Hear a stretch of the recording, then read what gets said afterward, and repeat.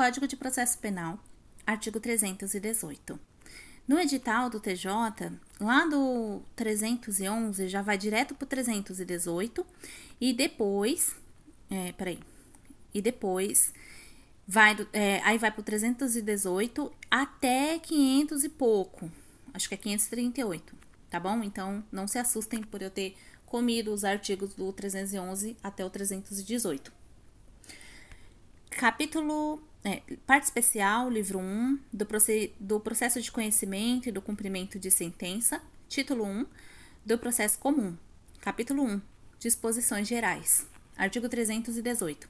Aplica-se a todas as causas o procedimento comum, salvo disposição em contrário deste código ou de lei. Parágrafo único. O procedimento comum aplica-se subsidiariamente aos demais procedimentos especiais e ao processo de execução. Capítulo 2, da petição inicial. Seção 1, dos requisitos da petição inicial. Artigo 319. A petição inicial indicará: inciso 1, o juízo a que é dirigida. Inciso 2, os nomes, os prenomes, o estado civil, a existência de união estável, a profissão, o número de inscrição no cadastro de pessoas físicas ou no cadastro nacional da pessoa jurídica, o endereço eletrônico, o domicílio e a residência do autor e do réu. Inciso 3, o fato e os fundamentos jurídicos do pedido. Inciso 4, o pedido com as suas especificações. Inciso 5, o valor da causa. Inciso 6, as provas com que o autor pretende demonstrar a verdade dos fatos alegados. Inciso 7, a opção do autor pela realização ou não de audiência de conciliação ou de mediação. Parágrafo 1. Caso não disponha das informações previstas no inciso 2, poderá o autor, na petição inicial, requerer ao juiz diligências necessárias à sua obtenção. Parágrafo 2. A petição inicial não será indeferida se, a despeito da falta de informações a que se refere o inciso 2, for possível a citação do réu. Parágrafo 3. A petição inicial não será indeferida pelo não atendimento ao disposto no inciso 2 deste artigo, se a obtenção de tais informações tornar impossível ou excessivamente oneroso o acesso à justiça.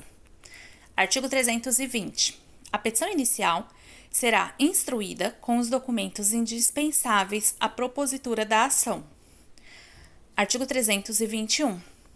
O juiz, ao verificar que a petição inicial não preenche os requisitos do artigo 319 e 320, ou que apresenta defeitos e irregularidades capazes de dificultar o julgamento de mérito, determinará que o autor, no prazo de 15 dias, a emende ou a complete, indicando com precisão o que deve ser corrigido ou completado.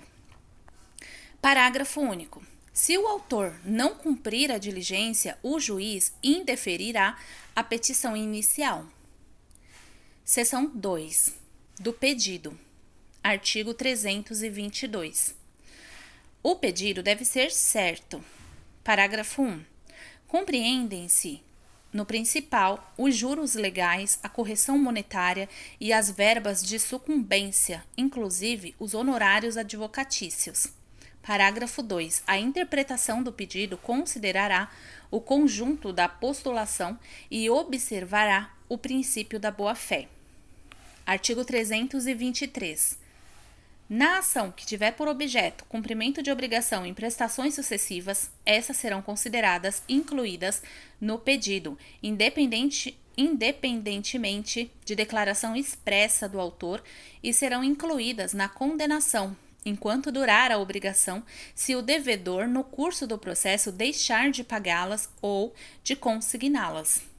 Artigo 324. O pedido deve ser determinado. Parágrafo 1. É lícito, porém, formular pedido genérico.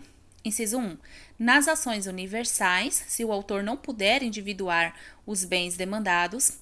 Inciso 2. Quando não for possível determinar desde logo as consequências do ato ou do fato. Inciso 3. Quando a determinação do objeto ou do valor da condenação depender de ato que deva ser praticado pelo réu. Parágrafo 2. O disposto neste artigo aplica-se à reconvenção. Artigo 325. O pedido será alternativo quando, pela natureza da obrigação, o devedor puder cumprir a prestação de mais de um modo. Parágrafo único. Quando pela lei ou pelo contrato a escolha couber ao devedor, o juiz lhe assegurará o direito de cumprir a prestação de um ou de outro modo, ainda que o autor não tenha formulado pedido alternativo. Artigo 326. É lícito formular mais de um pedido em ordem subsidiária, a fim de que o juiz conheça do posterior quando não acolher o anterior. Parágrafo único. É lícito formular mais de um pedido alternativamente para que o juiz acolha um deles. Artigo 327. É lícita a acumulação em um único processo contra o mesmo réu de vários pedidos, ainda que entre eles não haja conexão.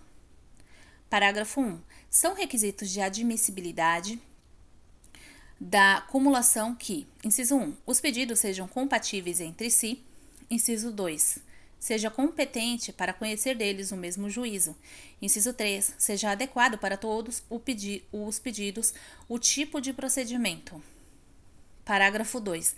Quando, para cada pedido, corresponder tipo diverso de procedimento, será admitida a acumulação se o autor empregar o procedimento comum sem prejuízo do emprego das técnicas processuais diferenciadas previstas nos procedimentos especiais a que se sujeitam um ou mais pedidos cumulados, que não forem incompatíveis com as disposições sobre o procedimento comum. Parágrafo 3. O inciso 1 do parágrafo 1 não se aplica às cumulações de pedidos de que trata o artigo 326. Artigo 328.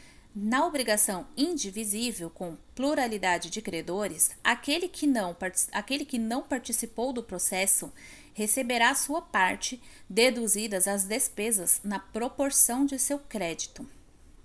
Artigo 329. O autor poderá, inciso 1, até a data da citação, aditar ou alterar o pedido ou a causa de pedir, independentemente de consentimento do réu. Inciso 2. Até o saneamento do processo, aditar ou alterar o pedido e a causa de pedir com consentimento do réu, assegurado o contraditório mediante a possibilidade de manifestação deste no prazo mínimo de 15 dias, facultado o requerimento de prova suplementar. Parágrafo único. Aplica-se o disposto neste artigo à reconvenção e à respectiva causa de pedir. Seção 3. Do indeferimento da petição inicial. Artigo 330. A petição inicial será indeferida quando, inciso 1, for inepta, inciso 2, a parte for manifestamente ilegítima, inciso 3, o autor carecer de interesse processual, inciso 4, não atendidas as prescrições dos artigos 106 e 321. Parágrafo 1. Considera-se inepta a petição inicial quando, inciso 1, lhe faltar pedido ou causa de pedir, inciso 2, o pedido for indeterminado, ressalvadas as hipóteses legais em que se permite o pedido genérico.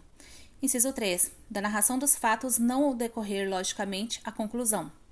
Inciso 4, contiver pedidos incompatíveis entre si. Parágrafo 2. Nas ações que tenham por objeto a revisão de obrigação decorrente de empréstimo, de financiamento ou de alienação de bens, o autor terá de, sob pena de inépcia, discriminar na petição inicial dentre as obrigações contratuais aquelas que pretende controverter, além de quantificar o valor incontroverso do débito. Parágrafo 3. Na hipótese do parágrafo 2, o valor incontroverso deverá continuar a ser pago no tempo e modo contratados.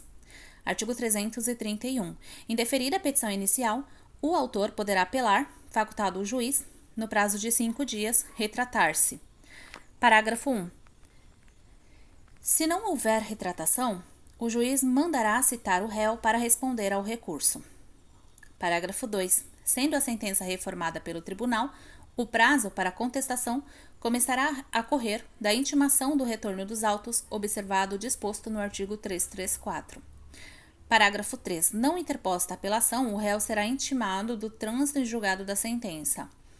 Capítulo 3. Da improcedência liminar do pedido. Artigo 332. Nas causas que dispensem a fase instrutória, o juiz, independentemente da citação do réu, julgará liminarmente improcedente o pedido que contrariar. Inciso 1. Enunciado de súmula do Supremo Tribunal Federal ou do Superior Tribunal de Justiça. Inciso 2. Acórdão proferido pelo Supremo Tribunal Federal ou pelo Superior Tribunal de Justiça em julgamento de recursos repetitivos. Inciso 3. Entendimento firmado em incidente de resolução de demandas repetitivas ou de assunção de competência. Inciso 4.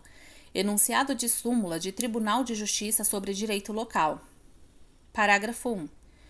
O juiz também poderá julgar liminarmente improcedente o pedido se verificar, desde logo, a ocorrência de decadência ou de prescrição.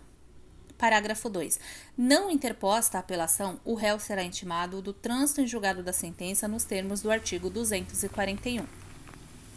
Parágrafo 3. Interposta a apelação, o juiz poderá retratar-se em 5 dias. Parágrafo 4. Se houver retratação, o juiz determinará o prosseguimento do processo com a citação do réu e, se não houver retratação, determinará a citação do réu para apresentar contrarrazões no prazo de 15 dias.